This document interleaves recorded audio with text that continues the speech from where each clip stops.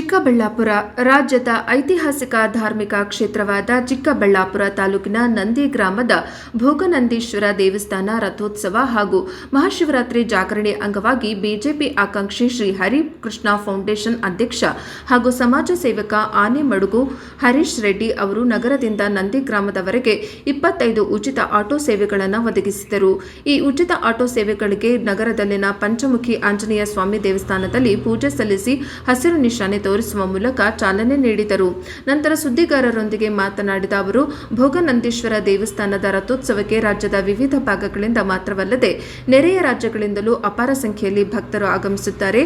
ಅವರ ಸೌಲಭ್ಯಕ್ಕಾಗಿ ಹಾಗೂ ಧಾರ್ಮಿಕ ಕಾರ್ಯಕ್ರಮಗಳಲ್ಲಿ ಸುಗಮವಾಗಿ ಭಾಗವಹಿಸಲು ಈ ಉಚಿತ ಆಟೋ ಸೇವೆಯನ್ನು ಆರಂಭಿಸುತ್ತಿದ್ದೇನೆ. ಇಂತಹ ಪುಣ್ಯ ಕಾರ್ಯ ಮಾಡುವ ಅವಕಾಶ ದೊರೆತಿರುವುದಕ್ಕೆ ದೇವರಿಗೆ ಕೃತಜ್ಞತೆ ಸಲ್ಲಿಸುತ್ತೇನೆ ಎಂದು ಹೇಳಿದರು. ತಮ್ಮ ಉಚಿತ ಆಟೋ ಸೇವೆ ಕುರಿತು ಕೆಲವರು ವ್ಯಕ್ತಪಡಿಸಿರುವ ಟೀಕೆಗಳಿಗೆ ಪ್ರತಿಕ್ರಿಯಿಸಿದ ಅವರು, ರೋಲ್ ಕಾಲ್ ಮಾಡಿ ಸೇವೆ ಮಾಡುತ್ತಿಲ್ಲ. ನಾನು ದುಡಿದ ಹಣದಲ್ಲಿ ಸಮಾಜಕ್ಕಾಗಿ ಒಂದು ಭಾಗವನ್ನು ಮೀಸಲಿಟ್ಟು ಈ ಸೇವೆ ಮಾಡುತ್ತಿದ್ದೇನೆ. ರೈತನ ಮಗನಾಗಿ ಬಡವರ ಅನುಕೂಲಕ್ಕಾಗಿ ಈ ಕಾರ್ಯ ಕೈಗೊಂಡಿದ್ದೇನೆ. ಈ ಕಾರ್ಯವನ್ನು ಟೀಕಿಸಬಾರದು. ಯಾರಾದರೂ ಹೆಚ್ಚು ಕಮ್ಮಿ ಮಾತನಾಡಿ ಬಂದರೆ ನೆಟ್ಟಗಿರಲ್ಲ ಎಂದು ಎಚ್ಚರಿಸಿದರು.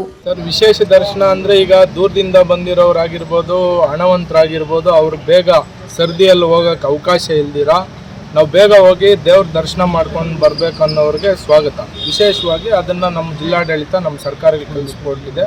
ಅದ್ರ ಬಗ್ಗೆ ನಾವೇನು ಪ್ರತಿಕ್ರಿಯೆ ಕೊಡೋಕ್ಕೆ ಹೋಗಲ್ಲ.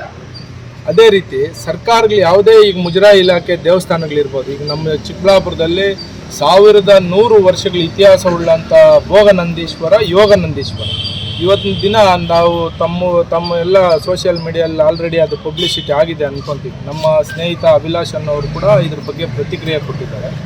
1100 ವರ್ಷಗಳ ಇತಿಹಾಸ ಇರೋ ದೇವಸ್ಥಾನದಲ್ಲಿ ದೂರದಿಂದ ಬರೋ ಅಂಥ ಮಹಿಳೆಯರಿಗೆ ಸ್ನಾನದ ಕೊಠಡಿನೇ ನಿರ್ಮಾಣ ಆಗಿಲ್ಲ, ಶೌಚಾಲಯದಲ್ಲಿ ನಿರ್ಮಾಣ ಆಗಿಲ್ಲ, ದೇವಸ್ಥಾನ ಪೂರ್ತಿ ಅಭಿವೃದ್ಧಿ ಆಗಿಲ್ಲ. ಏನು ನಮ್ಮ ಸರ್ಕಾರಗಳು ಏನು ಮಾಡ್ತಾ ಇದೆ, ನಮ್ಮ ಜಿಲ್ಲಾಡಳಿತ ಏನು ಮಾಡ್ತಾ ಇದೆ, ನಮ್ಮ ತಹಸೀಲ್ದಾರ್ ಏನು ಮಾಡ್ತಾ ಇದ್ದಾರೆ, ನಮ್ಮ AC ಅವ್ರು ಏನು ಮಾಡ್ತಾ ಇದ್ದಾರೆ, ಒಂದು ಕೂಡ ನಾವು ಇದನ್ನು ಅರ್ಥ ಆಗ್ತಾ ಇಲ್ಲ ನಮಗೆ. ನಾನು ಈ ಮೂಲಕ ನಮ್ಮ ಜಿಲ್ಲಾಡಳಿತಕ್ಕಾಗಲಿ, ನಮ್ಮ EOರ್ಗಾಗಲಿ, ನಮ್ಮ ಸರ್ಕಾರಕ್ಕಾಗಲಿ ನಾನು ಆಗ್ರಹ ಮಾಡ್ತಾಯಿದ್ದೀನಿ. ಅತಿ ಶೀಘ್ರದಲ್ಲೇ ಕೋಟ್ಯಾಂತರ ರೂಪಾಯಿ, ಲಕ್ಷಾಂತರ ರೂಪಾಯಿ ವರ್ಷಾನುಗಟ್ಟಲೆ ಹಣ ಸಂಗ್ರಹಣೆ ಆಗ್ತದೆ. ಈ ಸರ್ಕಾರದ ಹಣ ಸಂಗ್ರಹಣೆ ಆಗಿರೋ ಹಣವನ್ನು ತಗೊಂಡು ಹೋಗ್ತಾರೆ. ಅವ್ರ ಸರ್ಕಾರದ ಖಜಾನೆ ತುಂಬಿಸ್ಕೊಂಡು ಸರ್ಕಾರಗಳು ಮಜಾ ಮಾಡ್ತಾ ಇದೆ. ಪ್ರಜಾಪ್ರತಿನಿಧಿಗಳು ಏನು ಮಾಡ್ತಾ ಇದ್ದಾರೆ, ಇದ್ರ ಬಗ್ಗೆ ಅವ್ರು ಏನು ಪ್ರಶ್ನೆ ಕೇಳ್ತಾ ಇಲ್ವಾ? ನನಗೇನು ಒಂದು ಅರ್ಥ ಆಗ್ತಾ ಇಲ್ಲ. ಈ ರೀತಿ ದುಸ್ಥಿತಿ ನಮ್ಮ ಭೋಗನಂದೀಶ್ವರ ಯೋಗನಂದೀಶ್ವರ ದೇವಾಲಯಕ್ಕೆ ಬರ್ತದಂದರೆ ನಮ್ಗೆ ಬೇಸರ ಉಂಟು ಮಾಡಿದೆ. ದಯವಿಟ್ಟು ಇದನ್ನು ಶೀಘ್ರದಲ್ಲಿ ಈ ದುಸ್ಥಿತಿಯನ್ನು ಸರಿಪಡಿಸಬೇಕು. ಅಲ್ಲಿ ಬರೋವಂಥ ಭಕ್ತಾದಿಗಳಿಗೆ ತಂಗುದಾಣ ನಿರ್ಮಾಣ ಆಗಬೇಕು. ನಿಮ್ಮ ದುಡ್ಡಿಂದ ಮಾಡಬೇಕಾಗಿಲ್ಲ ರೀ. ನಮ್ಮ ಜನ ಕಟ್ಟೋದು, ನಮ್ಮ ಸರ್ಕಾರ ನಾವು ಕಟ್ಟೋ ತೆರಿಗೆ ಹಣದಲ್ಲಿ ನೀವು ಅಭಿವೃದ್ಧಿ ಮಾಡಿ. ನಮ್ಮ ದುಡ್ಡನ್ನು ದೋಚ್ಕೊಂಡು ಹೋಗ್ತೀರಾ, ಸರ್ಕಾರಗಳು ನಡೆಸ್ತೀರಾ. ನಾನು ಇದ್ರ ಮೂಲಕ ಅವ್ರಿಗೆ ಆಗ್ರಹ ಮಾಡ್ತಾ ಇದ್ದೀನಿ, ಆದಷ್ಟು ಬೇಗ. ಇನ್ನೊಂದು ವಿಚಾರ, ಕಲ್ಯಾಣಿ ಎಲ್ಲಿದೆ ಗೊತ್ತೇ ಆಗ್ತಾ ಇಲ್ಲ. ಗೋಡೆಗಳು ಕಟ್ಬಿಟ್ಟು ಕಲ್ಯಾಣಿನ ಮುಚ್ಚಾಕ್ಬಿಟ್ಟಿದ್ದಾರೆ. ಜನ ಪ್ರದರ್ಶನಕ್ಕೆ ಅವಕಾಶ ಮಾಡಿಕೊಡಿ. ಪುಣ್ಯಕ್ಷೇತ್ರ, ಈಗ ನಾವು ದೂರ ಇಲ್ಲ ಅರುಣಾಚಲೇಶ್ವರಕ್ಕೆ ಹೋಗ್ತೀವಿ. ಇಲ್ಲಿಂದ ಗಡಿ ಭಾಗ ನಮ್ಮ ಆಂಧ್ರ ಕರ್ನಾಟಕಕ್ಕೆ ಒಂದು ಉತ್ತಮವಾದ ದೇವಸ್ಥಾನ. ನಾವೆಲ್ಲರೂ ಕೂಡ ಶಿವನ ಆಜ್ಞೆ ಇಲ್ದಿದ್ದು ಸೀಮೆನೂ ಕಚ್ಚಲ್ಲ ಅಂತ ಒಂದು ಇತಿಹಾಸನೇ ಇದೆ. ಅಂಥ ದೇವಸ್ಥಾನವನ್ನು ಈ ರೀತಿ ದುಸ್ಥಿತಿಗೆ ಒಳಪಡಿಸಿದ್ದಾರೆ. ನಮ್ಗೆ ಬೇಸರ ಆಗ್ತಾ ಇದೆ. ಇದನ್ನು ಆದಷ್ಟು ಬೇಗ ಇದನ್ನು ಶೀಘ್ರ ಅವರು ಸರಿಪಡಿಸ್ಬೇಕು.